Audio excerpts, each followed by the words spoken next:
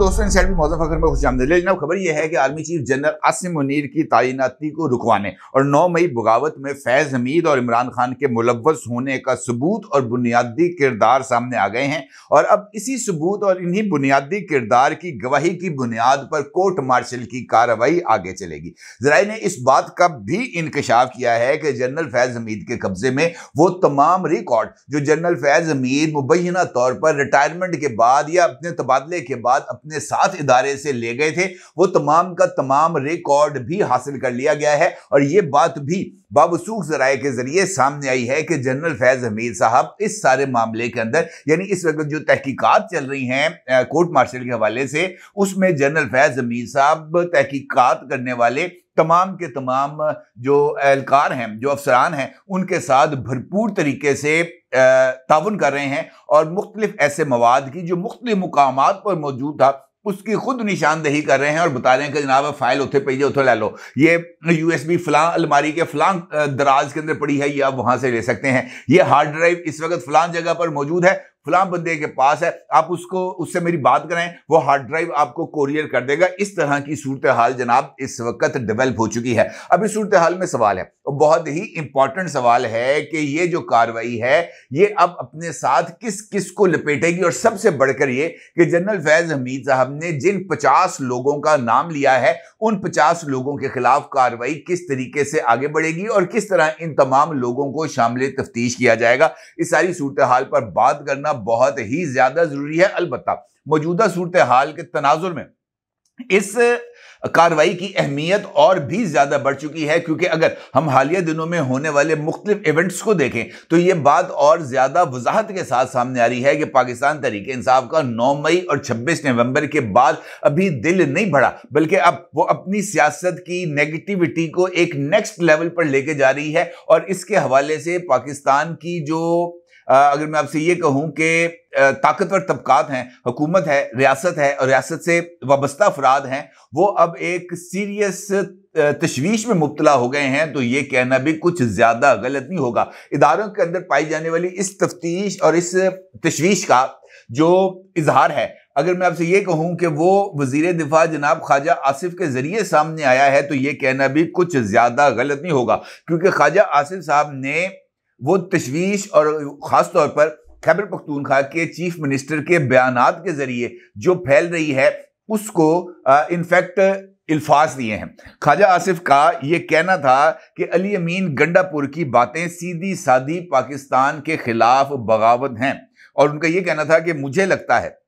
कि उनके जहन में अलहदगी की तहरीक जन्म ले चुकी है, खैबर पख्तूनख्वा से मुतल्लिक कोई ना कोई हल निकालना ही पड़ेगा। ख्वाजा आसिफ का ये कहना था कि अली अमीन ने अलहदगी के लिए सोच शुरू की है और एक वजीर आला सस्ती शोहरत के लिए बयान दे और वो सोचे कि अफगानिस्तान हमारी पुश्त पर होगा तो फिर हल निकालना जरूरी होता है। अली अमीन गंडापुर ने आज भी जो बयान दिया है उसमें 9 मई की अमेजिश नजर आ रही है। अब ये जो बात ख्वाजा आसिफ साहब की तरफ से सामने आई है वो बिलाशुबा एक ऐसी तशवीश है जो बहुत सारे हलकों के अंदर मौजूद थी। वो जर्नलिस्टिक हलके भी थे, सिविल सोसाइटी भी थी, गवर्नमेंट लेवल भी था, एस्टैब्लिशमेंट भी थी, हर जगह पर अली अमीन गंडापुर की तरफ से ये बयान कि जनाब आप जो है वो पुरअमन का लफ्ज खत्म करें, हम देखते हैं कि हम अपना हक कैसे लेंगे, ये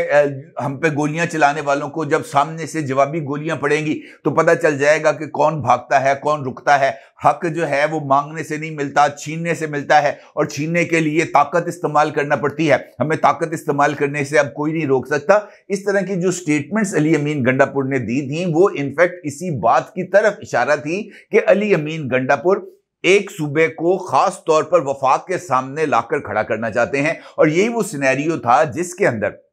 पश्तून कम्युनिटी को खास तौर पर टारगेट का निशाना बनाया गया और पख्तून कम्युनिटी की रीजनल प्रोफाइलिंग का इल्जाम रियासत के ऊपर लगाया गया, यह कहते हुए कि इमरान खान का साथ देने पर पश्तून कम्युनिटी को रियासती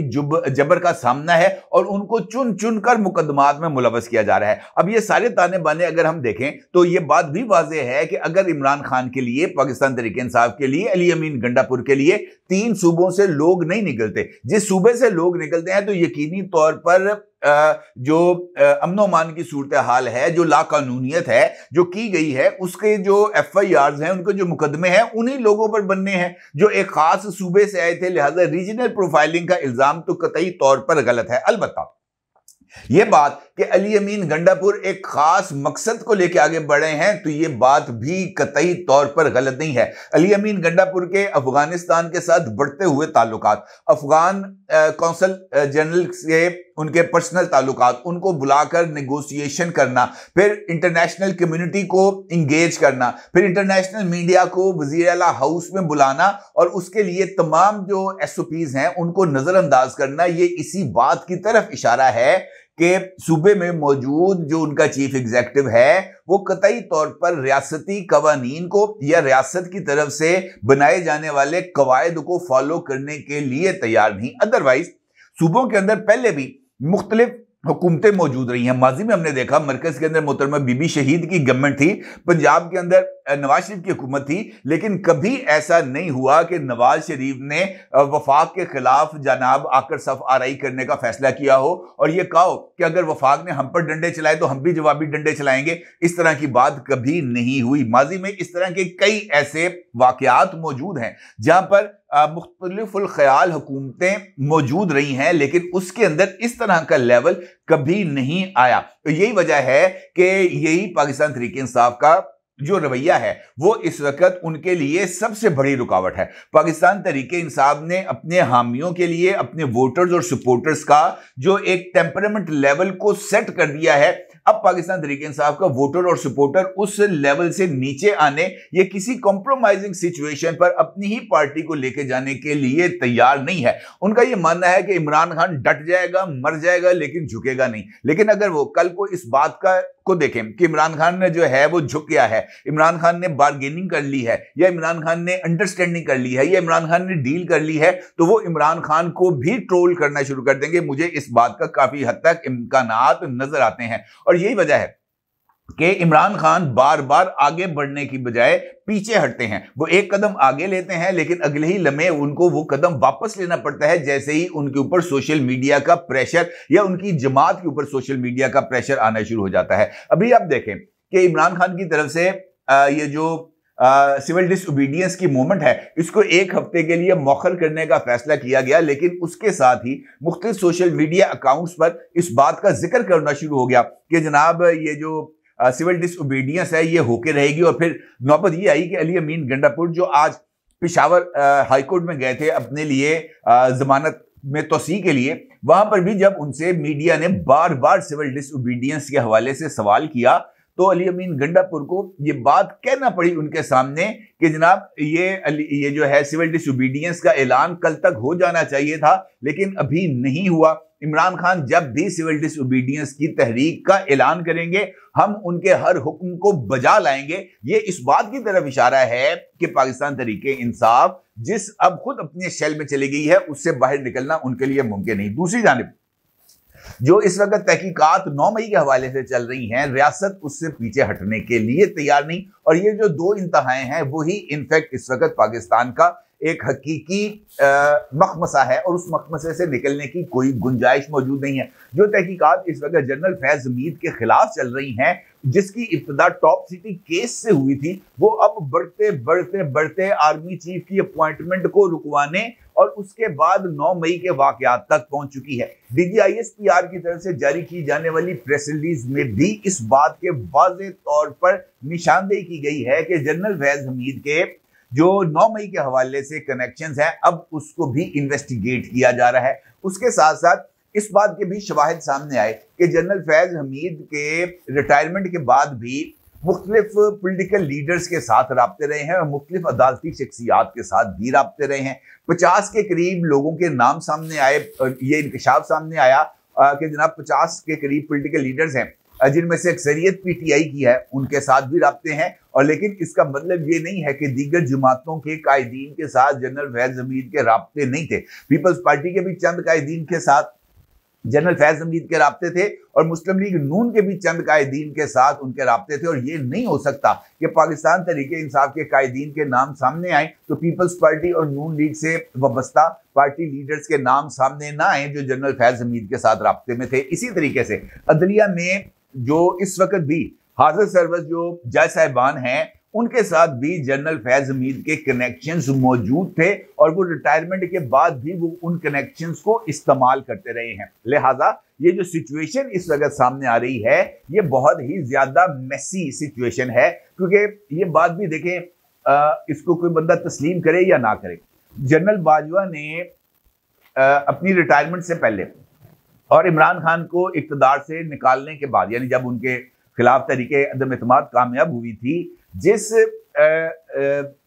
मैं अगर ये लफ्ज इस्तेमाल करूं, जिस दो अमली का या जिस ज़हनी तजाद का सबूत दिया, वो इस वक्त पाकिस्तानी कौम पर भारी पड़ रहा है। जनरल बाजवा शायद ये चाहते थे कि इमरान खान वापस आए और उसी दौरान ये जो सारे का सारा उनकी नाकामियों का मलबा है, ये अपोजिशन यानी उस वक्त की अपोजिशन और उस वक्त की बाद में बनने वाली गवर्नमेंट के सर आए और इमरान खान नीट क्लीन हो जाए। और इसी वजह से उस वक्त की इस्टेब्लिशमेंट ने इमरान खान को साइफर की बुनियाद पर एंटी अमेरिकन नैरेटिव को बिल्ड करने का मौका दिया और वही ऐसी सूरत हाल बन गई जिसके बाद इमरान खान अब एक ऐसा हवा बन के सामने आ गए जिससे किसी की जान छुड़ाना बड़ा ही मुश्किल है। अलबत्ता मौजूदा इस्टेब्लिशमेंट ने, जिसको हेड कर रहे हैं जनरल आसिम मुनीर साहब,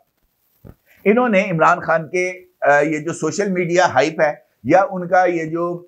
मकबूलियत वाला जो फरेब है, अलूजन है, इसके सामने सरेंडर करने से इनकार कर दिया और उन्होंने इमरान खान को हेड ऑन किया। यही वजह है कि जनरल फैज, जिसके बारे में इस वक्त भी बहुत सारे लोग ये कहते हैं कि जनरल फैज जैसी पोजीशन पर हामिल शख्स का कोर्ट मार्शल होना या कोर्ट मार्शल में उसको सजा मिलना बहुत ही ज्यादा मुश्किल है, इसके बावजूद हर दूसरे दिन कोई ना कोई नया इंकशाफ सामने आता है। जिस तरीके से मैंने आपसे गुफ्तगू के आगाज में कहा कि बहुत सारे लोग ऐसे हैं जिनको जनरल फैज हमीद ने अपने मकासद के लिए इस्तेमाल किया था। उनमें से दो उस वक्त के ब्रिगेडियर्स और कई उसके बाद निचले वाले रैंक्स में लेफ्टिनेंट कर्नल, कर्नल, मेजर्स इस वक्त जनरल फैज हमीद के साथ जो है वो उनका भी कोर्ट मार्शल हो रहा है। अब इसका मतलब ये है कि इसके अलावा और भी कुछ कनेक्शंस मौजूद थे जो अहमियत के हामिल हैं। बहुत सारे लोगों ने इस बात की भी तस्दीक की है कि जनरल फैज हमीद कुछ ऐसा डेटा अपने साथ ले गए थे जो बहुत ही ज्यादा अहमियत का हामिल था और उसके अंदर बहुत सारी रिकॉर्डिंग्स और बहुत सारी ऐसी जो है वो डॉक्यूमेंटेशन थी जो उनको अपने साथ नहीं लेके जानी चाहिए थी और इसी वजह से उनके ऊपर ऑफिशियल सीक्रेट एक्ट भी चल रहा है। अब ये जो जिक्र आ रहा है सामने कि तायिनाती को रुकवाना और तायिनाती को रुकवाने के लिए अपना इन्फ्लुएंस इस्तेमाल करना या इदारे के अंदर मौजूद लोगों को इस लेवल पर लेके जाना कि वो उस तायिनाती के खिलाफ आकर खड़े हों, ये एक ऐसा संगीन इकदाम है जिसको किसी भी सूरत नजरअंदाज नहीं किया जा सकता। और जिस तरीके से ज़राए ने इंकशाफ किया है कि इस सारे खेल के अंदर एक ऐसा किरदार सामने आया है जो इस सारे मामले से ना सिर्फ बखूबी आगाह था बल्कि उसने इस काम को नाकाम भी बनाया है और उसने इस हवाले से नोट्स को भी शेयर किया है और जो उनके पास चीजें थी वो उन्होंने दी भी हैं। तो ये बहुत ही ज्यादा खतरनाक एलिमेंट है जनरल फैज हमीद के लिए जो सामने आ रहा है। और अब ये बात कि इमरान खान का कोर्ट मार्शल होगा, इमरान खान का मिलिट्री ट्रायल होगा या इमरान खान को सिविलियन ट्रायल किया जाएगा, ये एक बड़ा ही इंपॉर्टेंट और बड़ा ही खतरनाक मरहला है। क्योंकि अगर इमरान खान का मिलिट्री ट्रायल होता है तो इंटरनेशनल प्रेशर जिस तरीके से इस वक्त पाकिस्तान तहरीक इंसाफ डेवलप करना चाह रही है, वो इंटरनेशनल प्रेशर मजीद सीवियर होगा, मजीद बढ़ेगा और उस इंटरनेशनल प्रेशर के नतीजे में जो सिचुएशन है वो जरा थोड़ी सी गड़बड़ हो सकती है। अगर सिविलियन ट्रायल होगा तो फिर वहां पर मौजूद जो काले बूंद हैं वो इमरान खान का जो है वो जिस तरीके से जो साइड लेते हैं वो वैसे ही लेते रहेंगे। लिहाजा कुछ इस तरह की सिचुएशन को मेरा ख्याल है कि डिजाइन किया जा रहा है या इस पर सोचो विचार किया जा रहा है कि इमरान खान का ट्रायल भी हो और वो ट्रायल भी मुनसिफाना, आजादाना, गैर जानिबदाराना हो और सिविलियन डोमेन में हो। और इसके लिए कुछ इब्तदाई मुशावरत भी की गई है और इसके लिए कुछ जो है ना पेपर वर्क वो भी किया गया है और इस हवाले से कुछ चीजों को जल्द तैयार करके फाइनलाइज करके इसकी अनाउंसमेंट भी की जाएगी, लेकिन ये अनाउंसमेंट भी सिविलियन डोमेन के अंदर ही होगी और ये मुझे ऐसे लगता है कि इस खेल को फाइनल स्टेजेस तक लेके जाने के लिए बहुत ही ज्यादा अहमियत का हामिल होगा और देखना यह है कि इस सारे खेल का अब नतीजा क्या निकलता है, क्योंकि जो किरदार अब सामने आ रहे हैं, जो शवाहिद अब सामने आ रहे हैं, वो कतई तौर पर नाकाबिले तरदीद हैं। अपनी राय जरूर इज़हार कीजिएगा। आपको बहुत शुक्रिया। अल्लाह हाफिज।